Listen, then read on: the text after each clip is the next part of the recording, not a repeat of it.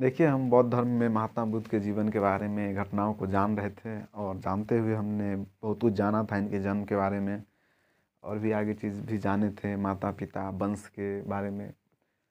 माता-पिता इनके जो शुद्धोधन थे, शाक्य कुल के थे, माता महामाया कोलीय वंश की थी, ये सब प्रश्न पूछा जाता है, इसमें सारे प्रश्न महत्वपूर्ण हैं।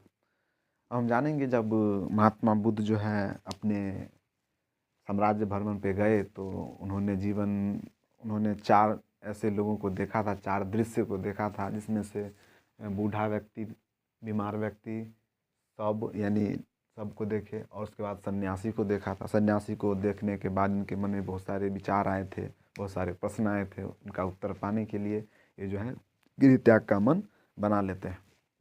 अब क्या करते हैं कि ये बहुत तरह से सोच ऊँच लेते हैं और सोचने के बाद यह जो अपना घर को त्याग करने का पूरी तरह से विचार कर लेते हैं कि अब हमें घर छोड़ के जाना है, तपस्या करना है और इस जीवन की सच्चाई के बारे में हमको अच्छी तरह से समझना है। हमारे मस्तिष्क में हर प्रश्न जो है, इस प्रश्न का उत्तर पाना है। अब ये क्या करते हैं कि एक रात जब सब लोग अपने साम्राज्य में सो रहे होते हैं तो ये क्या करते हैं, अपने जितने आभूषण होते हैं शरीर पर के सारे उतार करके रख देते हैं। एक सन्यासी वाला जो वस्त्र होता है उसको धारण करते हैं। चुपके से अपने जो पत्नी होती है यशोधरा को देख लेते हैं, अपने बेटे राहुल को प्यार कर लेते हैं और अपने घर से निकल जाते हैं। सारथी जो चन्ना होता है वह सोया रहता है एकदम आराम से और उसके बाद जो जाके उठाते हैं। चन्ना डर जाता है और चन्ना के कहते हैं, चन्ना उठो। तो इतनी रात को महाराज क्या बात है, कुछ हो गया क्या? कहा कुछ नहीं हुआ, रथ निकालो, निकलना है हमको। कहाँ? चन्ना बहुत ही टेंशन में, महाराज कहाँ जा रहे हैं आप? बहुत पूछ रहा था, कहीं नहीं जा रहे हैं, जंगल चलो। तो चन्ना ऐसे मानता नहीं है। तो युवराज रहते हैं, राजा ही रहते हैं, कहते हैं मेरा आदेश का पालन हो, पालन करना पड़ेगा। तो ये रथ पे अपना जो होता है बैठ जाते हैं और कहते हैं निकलो, चलो जंगल की ओर। ये जाते हुए अपना जंगल में ये उतर जाते हैं और इनको कहते हैं कि तुम वापस चले जाओ और आदेश दे देते हैं। चन्ना वापस चला जाता है और ये जंगल की ओर निकल जाते हैं। जंगल में जाते हैं तो ये जो हैं बहुत सारे जो तपस्वी होते हैं उनसे मिलते हैं, बहुत सारे गुरु से मिलते हैं और उसके बाद ये जो भी प्रश्न के मन में विचार आता है पूछते रहते हैं। बहुत सारे लोग इनको जवाब देते हैं लेकिन इनका जवाब पा करके ये संतुष्ट नहीं होते हैं। किन्हीं लोग से ये संतुष्ट नहीं होते हैं। इनके मन में जो प्रश्न था इनका सटीक उत्तर इनको नहीं लग रहा था कि सही है। इसलिए इन्होंने क्या किया कि उत्तर प्रदेश के सारनाथ में वन था जिसका नाम था उरुवेला वन भी कहा जाता है। कभी कभी उसको हम लोग मृगदाब वन भी लिखा रहता है। तो मृगदाब वन में ये जाते हैं, इनको बहुत सारे साथी मिलते हैं जो तपस्या भी करते रहते हैं। उन लोगों को भी जो है मुक्ति पाना रहता है। तो ये भी पूछते हैं तो कहा जाता है कि तपस्या कीजिए, तपस्या कीजिएगा तभी आपको जो है मुक्ति मिलेगी। तो कठोर तपस्या करते हैं, भयानक वाला जो तपस्या होता है एकदम बिना खाए पिए जो भी है उस तरह जो तपस्या का होता है कि लोग सहते हैं, उस तरह से तपस्या करते हैं, बहुत सारा ध्यान करते हैं। 5-6 वर्षों तक ये जो है अपना तपस्या करते हैं लेकिन इनको कुछ लाभ मिलता नहीं है, कुछ पता ही नहीं चलता है कि तपस्या करके हुआ क्या, हुआ नहीं हुआ। बहुत ही टेंशन में। तो होता क्या है कि एक एक दिन इसी तरह से तपस्या कर रहे होते हैं, इनके साथी भी कर रहे होते हैं। इनके 5 साथी थे, ठीक है। उस साथी का नाम था, यहाँ देखिए ध्यान से, कि एक का नाम कौंडिन्य, दूसरा का नाम बप्पा, तीसरा का नाम भादिया, चौथा का नाम महामाना और पांचवा का नाम असागी। प्रश्न कभी कभी पूछ लिया जाता है। इनके 5 मित्र होते हैं और तपस्या करते रहते हैं। एक दिन ऐसा होता है कि तपस्या कर रहे होते हैं तो जंगल में एक बहुत ही सुंदर स्त्री आती है। सब लोग तपस्या कर रहे होते हैं। महात्मा बुद्ध जो है इनकी जो है आंखें खुल जाती है, देखते हैं बहुत सुंदर स्त्री है आई है जंगल में। तो अपने दोस्तों को देखते हैं तपस्या कर रहा है, छोड़ देते हैं। तो लोग तपस्या करो, तब तक हम भेंट करके आते हैं, हाल समाचार पूछते हैं। बहुत दिन बाद कोई स्त्री आई है, जाते हैं तो स्त्री उनसे पूछते क्या कर रहे हो यहाँ, इतने सुंदर हो, देखने में ठीक ठाक लग रहे हो,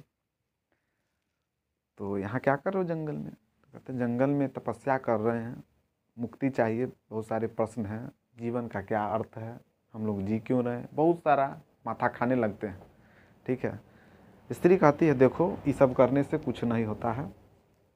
वो एक बात बोलती है, वो जो महिला होती है स्त्री एक बात बोलते हैं कि बीना के तार को इतना भी मत खींचो कि टूटिए जाए, और इतना भी मत धीरे से उसको खींचो कि बजे ही नहीं। इतना बात कहकर वो महिला अपने रास्ते चली जाती है। और बुद्ध थोड़ा देर के लिए टेंशन में क्या कह गई, लेकिन थोड़ा देर के लिए सोचते हैं तो उनको लगता है कि सचमुच ये बात सही कर रहे हैं, हमको कठोर तपस्या करने से कुछ नहीं मिलने वाला, और बहुत जीवन को हम जो है सरल बना देंगे तो भी कुछ नहीं मिलेगा, कुछ तो करना पड़ेगा। इसलिए अपने 5 दोस्तों को छोड़ करके ये चले जाते हैं बोध गया, यानी अपने बिहार में आते हैं, गया में। और यहाँ आते हैं और एक पीपल के वृक्ष के नीचे बैठ करके, और बगल में एक नदी है जिसका नाम होता है निरंजना या फल्गु नदी, और उसी के नीचे बैठ करके ये ध्यान करते हैं। और उसके बाद जो है एक दिन इनको बैसाख पूर्णिमा के दिन ज्ञान का आभास होता है। इनके मन में जो उत्पन्न हो रहे थे प्रश्न, उन सारे प्रश्नों का उत्तर इन्हें मिल जाता है। तभी कहा जाता है कि बुद्ध को ज्ञान की प्राप्ति हो गई। निरंजना नदी या फल्गु नदी। तब से वही भगवान जो है ये सिद्धार्थ बुद्ध कहलाए। बुद्ध का मतलब होता है, बुद्ध शब्द का अर्थ होता है प्रबुद्ध ज्ञानी व्यक्ति। जब इनको ज्ञान की प्राप्ति होती है तो फिर ये वापस सारनाथ आते हैं और पहला बार अपने मित्रों को उपदेश देते हैं और बताते हैं इस जीवन के सच्चाई के बारे में। जो भी प्रश्न का होता है हर प्रश्न से संतुष्ट करते हैं। ज्ञान का अर्थ क्या होता है? ज्ञान का अर्थ ये होता है कि हमारे मन में उत्पन्न हर प्रश्न का उत्तर मिल जाए, या कोई और लोग हमसे कुछ पूछे तो उसका जवाब हम दे दें। इसका मतलब वो लोग ज्ञानी हो गया या वो ज्ञानी हो गए। ज्ञानी का मतलब यही हो। तो ये पहली बार अपने 5 मित्रों को उपदेश देते हैं, और यही 5 जो है इनके साथी होते हैं। पहला बार उपदेश, इसलिए प्रश्न पूछा जाता है कि माता बुद्ध ने प्रथम उपदेश कहाँ दिया? तो सारनाथ और अपने मित्र को। और यही 5 मित्र को जब देते हैं तब इन 5 मित्रों को संतुष्ट हो जाते हैं। और उसी समय जो है पहला बार जब उपदेश देते हैं अपने 5 मित्रों को, तो इस उपदेश को कहा जाता है धर्म चक्र परिवर्तन। और जब ये गृह त्याग किए थे, जब घर छोड़ के गए थे, तो उस स्थिति को कहा गया महाभिनिष्क्रमण। महाभिनिष्क्रमण यहाँ पे हम लिख दिए हैं, गृह त्याग को महाभिनिष्क्रमण। और जब ये पहला बार उपदेश दिए तो धर्म चक्र परिवर्तन। उसके बाद की ये कहानी होती है, इन्होंने बहुत सारे लोगों के प्रश्न के उत्तर दिए और इन्होंने एक धर्म चलाया जिसे कहा गया कि बौद्ध धर्म।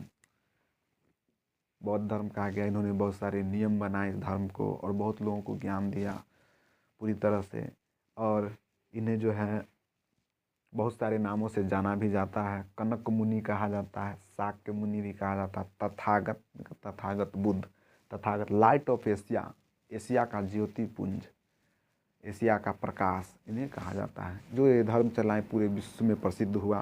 ठीक है, इन्होंने ईश्वर को नकार दिया। बहुत सारी चीज़ें जो हम आगे भी इनके बारे में जानेंगे। फिलहाल इन्होंने ये जो है आगे हम देखते हैं यहाँ पे कि बुद्ध ने 4 सत्य कथन कहे थे। बुद्ध ने 4 बातें कहा, 4 सत्य कथन कहा जिसे कोई नहीं काट सकता। आप भी नहीं काट सकते हैं, दुनिया कोई आदमी नहीं काट सकता। पहला कहा इन्होंने कि संसार जो है यह दुखों से भरा हुआ है। इस संसार जो है हर लोग दुखी है। संसार में सभी लोग दुखी हैं। आप बताइए, आप लोग संसार में कौन दुखी नहीं? हर लोग दुखी है। कहीं न कहीं अगर ध्यान दीजिएगा तो हर लोग दुखी है। दूसरी बात कहा इन्होंने कि दुख का कोई न कोई कारण है, यानी अकारण बिना कारण के कोई दुखी नहीं हो सकता है। जैसे बहुत सारे लोग दुखी हैं, जैसे किसी को नौकरी नहीं मिल रही है तो दुखी है, कोई झगड़ा कर रहा है तो दुखी है, कोई आपस में लड़ गया तो दुखी है, कोई पति पत्नी आपस में लड़ गए तो दुखी है, कोई ज़मीन के विवाद में दुखी है, कोई किसी को गोली मार दिया तो दुखी है, किसी के घर में कोई डेथ कर गया तो दुखी है। हर तरह से हर लोग दुखी है, कोई सुखी नहीं है। इसलिए इन्होंने पहला बात कहा कि संसार दुखों से भरा हुआ है। दूसरा बात बताया इन्होंने कि हर दुख का कोई ना कोई कारण है। और तीसरा बात इन्होंने बताया कि सबसे बड़ा कारण इच्छा है। दुख का सबसे बड़ा कारण इच्छा है। अब आप ही सोच के देखिए कि कोई भी जो दुख होता है उसके पीछे इच्छा है मेन कारण, तभी हमको दुख होता है। कैसे? जैसे किसी को नौकरी नहीं मिला, यानी इच्छा है नौकरी करने की, नौकरी नहीं मिला तो दुख हो गया। मान लीजिए किसी को अमीर बनना है, इच्छा क्या है? अमीर बनना, लेकिन वो अमीर नहीं बन पाया इसलिए दुखी है।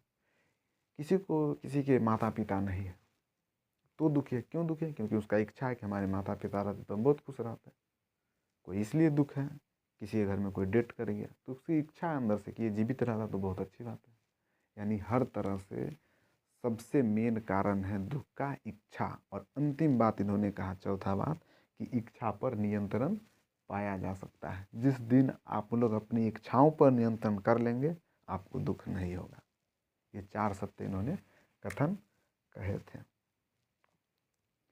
तो बौद्ध धर्म के बारे में और इस कहानी के बारे में हम आगे भी जानेंगे। तब तक के लिए जय हिंद। मिलते हैं तब तक के लिए नेक्स्ट वीडियो में।